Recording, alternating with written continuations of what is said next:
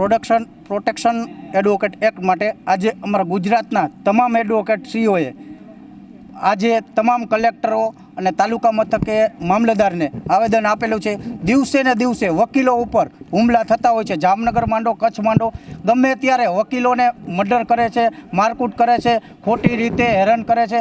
એટલા માટે અન્ય રાજ્યોમાં પણ એડવોકેટ પ્રોટેક્શન એક્ટ લાગુ થઈ ગયા છે। અમારી માંગ સરકાર સામે એવી છે કે ગુજરાતમાં પણ પ્રોટેક્શન એક્ટ લાગુ કરો અને વકીલોના હિતનું રક્ષણ કરો।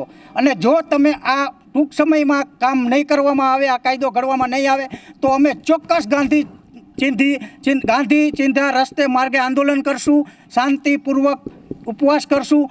એટલે સરકારને અમારે એવી રજૂઆત છે કે તાત્કાલિક ધોરણે વકીલોના હિત માટે પ્રજાનું રક્ષણ જો કરતો હોય, એની પણ જો હિત કે એનું રક્ષણ ન હોય તો અમારા કુટુંબ, અમારું ફેમિલીનું કોણ? એટલા માટે સરકારને અમે એમ કહી છીએ કે ઝડપથી પ્રોટેક્શન એક્ટ બિલ મંજૂર કરાવે એવી અમારી અપેક્ષા। મારું નામ વિજયકુમાર વીરજીભાઈ શરાસિયા, મોરબી જિલ્લા બાર એસોસિએશનનો સેક્રેટરી છું।